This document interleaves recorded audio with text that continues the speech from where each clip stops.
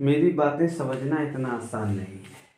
आप अपना पूरा अनुभव लगा सकते हैं मेरी बातों को समझने के लिए। आप ये ना समझिएगा कि मैं फालतू की बातें कर रहा हूँ। बहुत से लोग आते हैं फालतू की बातें करके चले जाते हैं। मैं आपको ज्ञान भी नहीं दे रहा, केवल अपने अनुभव साझा कर रहा हूँ।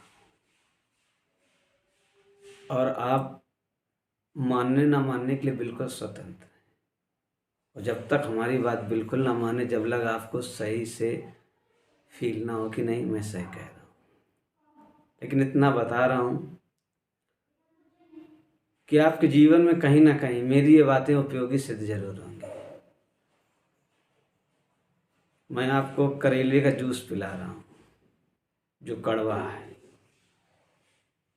हाँ, अगर ये जूस पी लिया तो आपको फ़ायदा जरूर होगा। आपकी समस्याएं आप स्वयं हल करेंगे, हम नहीं। बस समस्या उत्पन्न होने के कारण की ओर इशारा करूँगा। मैंने मन को जहाँ तक समझा है, महसूस किया है, वही अनुभव मैं आपके साथ साझा करना चाहता हूँ। मेरी बातों में आप व्याकरण की शुद्धियाँ अशुद्धियाँ मत ढूंढिएगा। बस फील करिएगा कि मैं जो बातें कह रहा हूँ उनमें कितनी गहराई है, कितनी सच्चाई है। बस उस ओर आपको ध्यान देना है।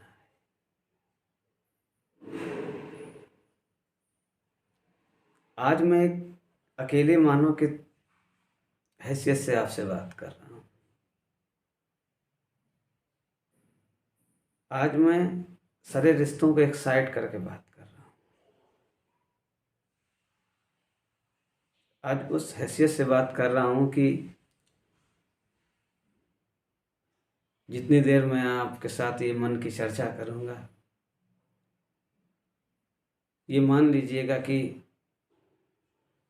उस समय ना मैं किसी का बेटा हूँ, ना भाई हूँ, ना मित्र हूँ, ना शिष्य हूँ और ना गुरु, केवल एक मानव।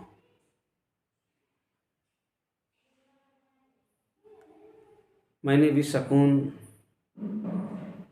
ढूंढने का प्रयास किया, दुख से मुक्ति प्राप्त करने का प्रयास किया, और उसी बीच मैंने मन को पाया कि सभी समस्याओं की जड़ मन ही होती है। बस उसी के विषय में आपसे चर्चा करना चाहता हूँ। इस मन के बहुत से नाम हो सकते हैं, क्योंकि भाषाएं इतनी हैं तो नाम भी इसके अलग अलग। कोई इसे विचार कहता है, कोई भाव कहता है, कोई इच्छाएं कहता है। जीव विज्ञान की भाषा में आप इसे एंजाइम भी कह सकते हैं, एंजाइम। और मैं मन को ऊर्जा कह रहा हूँ। मैं मन को ऊर्जा की 5 स्थितियों के रूप में मानता हूँ कि ऊर्जा की वो 5 स्थितियाँ ही हैं जो मन है हमारा। और उन 5 स्थितियों का नाम है क्रोध, घमंड, मोह, लालच और काम वासना। इनसे संबंधित जो विचारों का झुंड है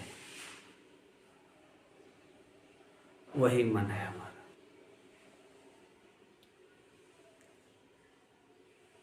मैं आपको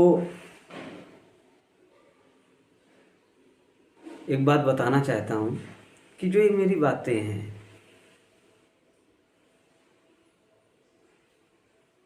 ये बात पर बिल्कुल निर्भर नहीं करती हैं कि आप पैसे वाले हैं कि पैसे वाले नहीं हैं, आप ताकतवर हैं कि ताकतवर नहीं हैं,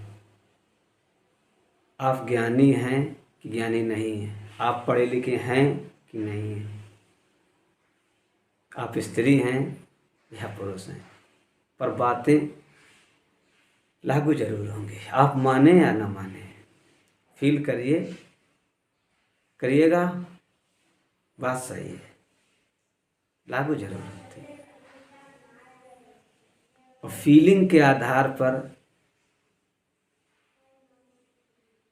दुनिया का प्रत्येक मानव एक जैसा होता है एक बिंदु पे। दुख कोई नहीं चाहता, दुख से बचना सभी चाहते हैं।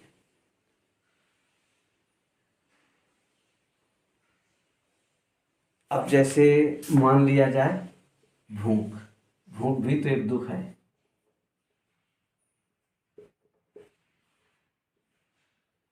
इसको कष्ट भी कहेंगे, बहुत से नाम हैं, आप समझ सकते हैं। भूख जब कष्ट है तो इससे बचने के लिए प्रत्येक मानव प्रयास करता है। प्रत्येक मानव छोड़िए, प्रत्येक दुनिया का जीव भूख से बचने के लिए प्रयास करता है और भोजन करके अपने भूख को शांत करता है, अर्थात सुकून प्राप्त करता है, सुख प्राप्त करता है।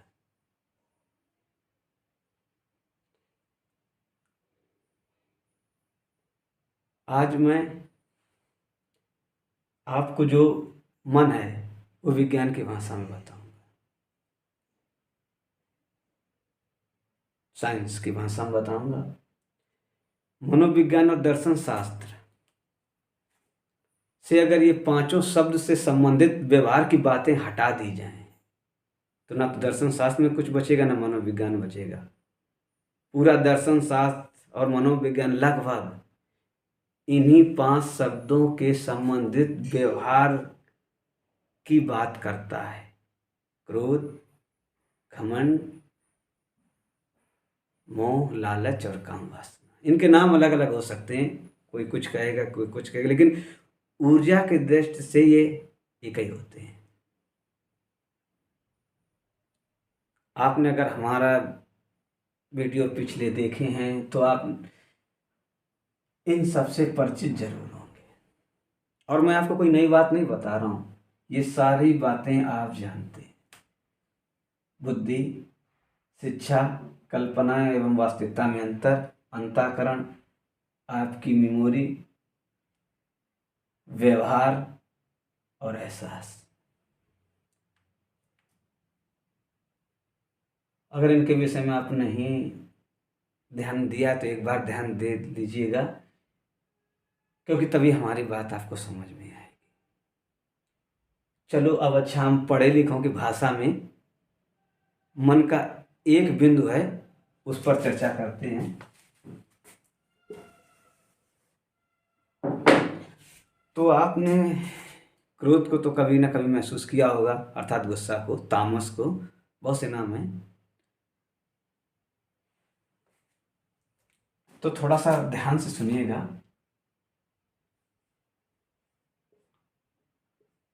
क्रोध,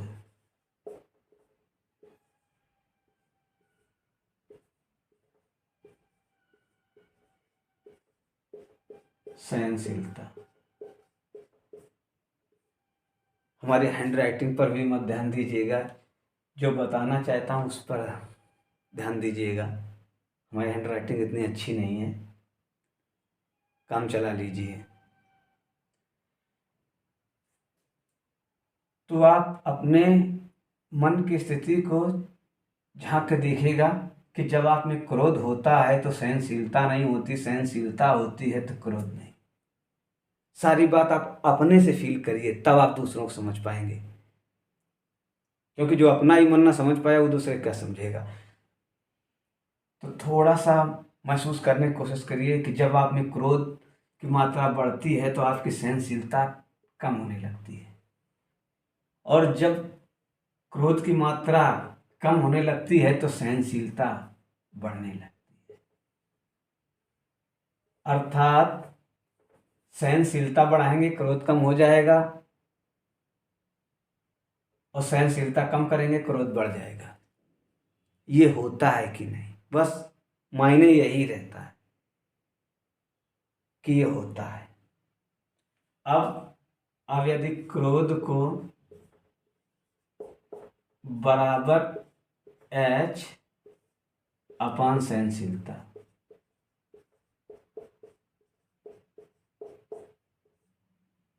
ये साइंस के लोगों के लिए बात हो रही है, वो आसानी से इसे समझ सकते हैं। जहां पर एच बराबर K0, IQ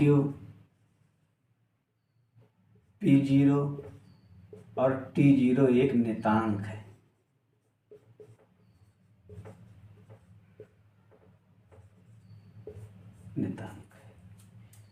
K0 क्या है? ऊर्जा।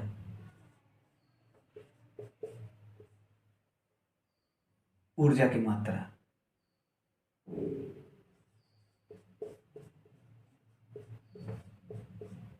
आप में कितनी ऊर्जा है कार्य करने की। Q0 व्यक्ति की बुद्धि की कार्य करने की क्षमता।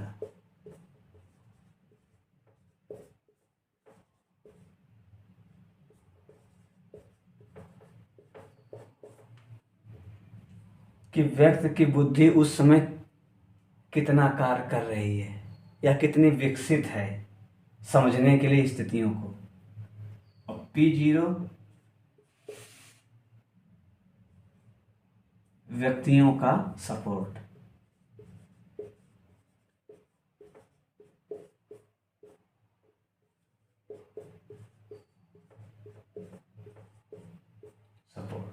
और T0 समय की परिस्थिति क्या है।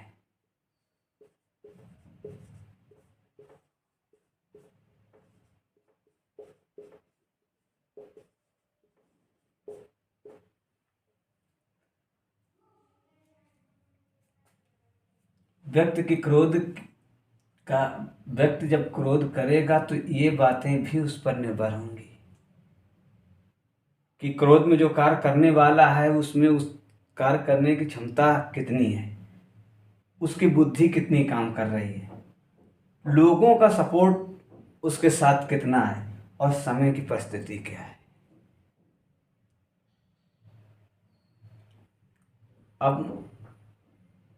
अब इसमें एक बात और समझते हैं, ये है बराबर का निशान। बराबर का मतलब बैलेंस, अर्थात कहीं ना कहीं इन दोनों के बीच में बैलेंस लाइन या बैलेंस बिंदु जरूर होगा। ऐसी इन दोनों की अवस्था जरूर होगी जहां पर ना तो क्रोध होता है और ना सहनशीलता होती है, कैसा कोई बिंदु होता जरूर है। अगर इसको हम ऐसे, इधर है क्रोध और इधर है सहनशीलता,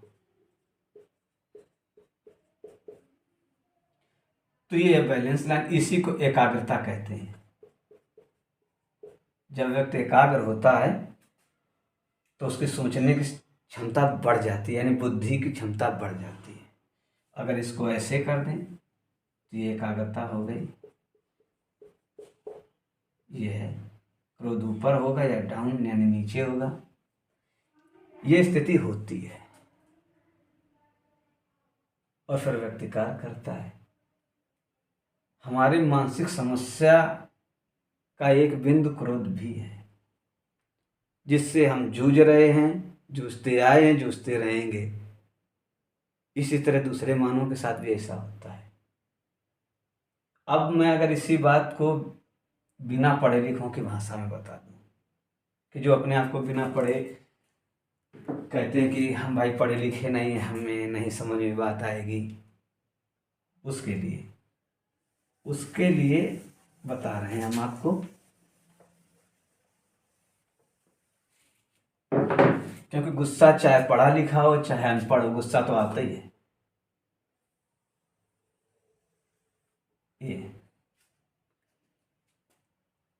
ये हुआ मन हमारा।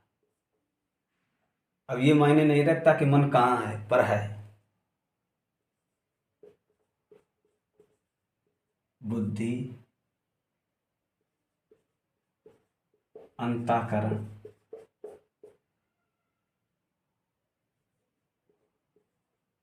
याददाश्त, और ये है क्रोध।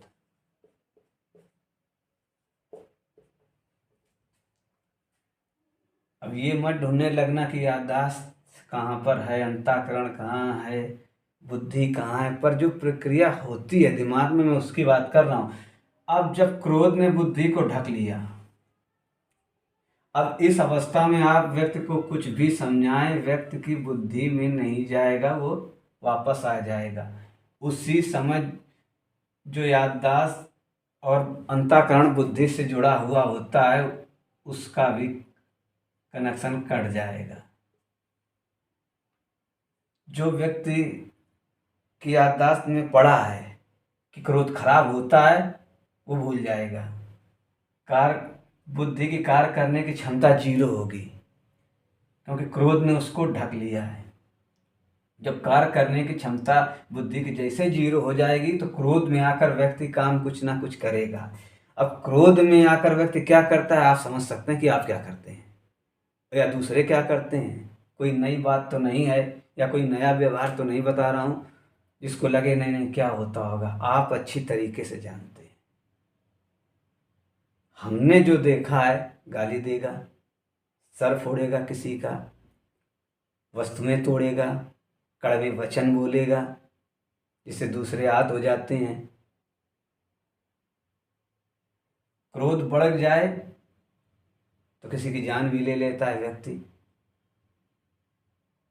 दूसरे को छोड़ अपने भी ले लेता है क्रोध में आकर। तो ऐसी स्थिति होती है कि नहीं? जब व्यक्ति का क्रोध उसकी बुद्धि को ढक लेता है, तो ऐसा होता है कि नहीं होता? क्रोध के विषय में मैं जितनी बात बता रहा हूँ, सबसे महत्वपूर्ण बात यही है कि जब क्रोध बुद्धि को ढकता है, तो कार्य करने की क्षमता उसकी जीरो हो जाती है। सोचने समझने की क्षमता जीरो, समझ ही नहीं आता क्या कर, कुछ ना कुछ ऐसा कर जाएगा वो, जिससे बात के वो पछताएगा या दूसरे पछताएंगे। होता है। और इसके बाद जैसे कार्य करने की क्षमता, यानी किया उसने, और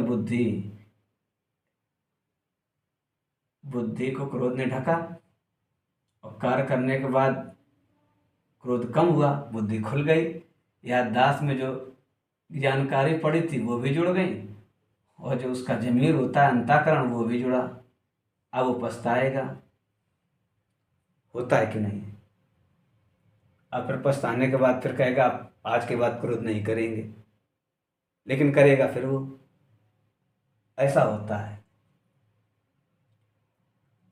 और जैसे क्रोध शांत हुआ, यही क्रोध सहनशीलता में बदल गया।